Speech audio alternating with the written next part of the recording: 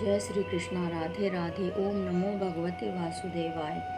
आइए आज सुनते हैं पुरुषोत्तम मास का 20वां अध्याय।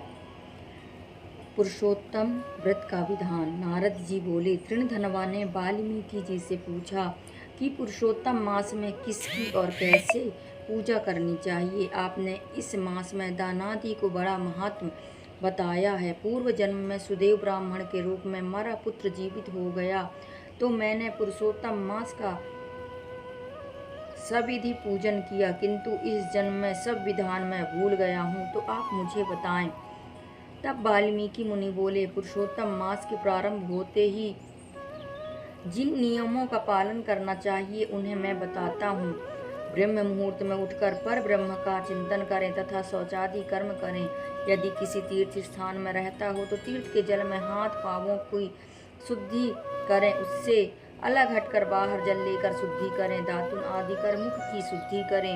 आचमन कर भली भांति स्नान करके और फिर देवताओं को स्नान कराएं। पुरुष स्वच्छ 2 वस्त्रों को धारण करे, शिखा बांधे, गोपी चंदन का तिलक करे। शंख चक्रादि का गोपी चंदन से धारण करना उत्तम है।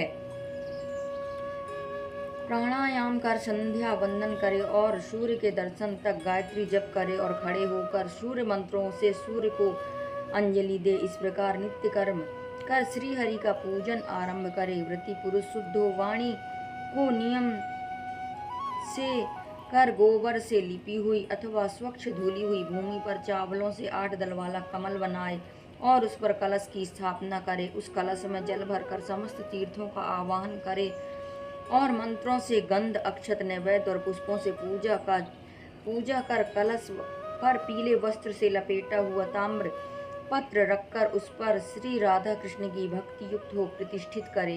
पुरुषोत्तम मास के देवता पुरुषोत्तम ही हैं। इस मास में थोड़े द्रव्य से महान धर्म होता है, अतः स्नान दान हरि स्मरण कथा श्रवण करने से ही यह श्रेष्ठ कर्म पूर्ण हो जाता है। पुरुषोत्तम महात्म्य की पुस्तक का भक्ति से पठन पाठन एवं प्रचार हित वितरण करना चाहिए। सामर्थ्यवान तथा समृद्धिशाली वैष्णव जन तो भक्ति पूर्वक पुरुषोत्तम मास को सेवन करने के हित धार्मिक ग्रंथों का विशेष रूप से श्रीमद्भागवत पुराण तथा श्री रामचरितमानस का पाठ कराते हैं और वैष्णव आचार्यों से जनहितार्थ अखंड पाठ का आयोजन कराते हैं। इस प्रकार आदि देव पुरुषोत्तम की प्रसन्नता हेतु पुरुषोत्तम मास में अन्य धार्मिक अनुष्ठान कराने चाहिए। और यहीं पर हमारा 20वां अध्याय समाप्त होता है। बोली पुरुषोत्तम मास की जय। श्री राधे कृष्ण भगवान।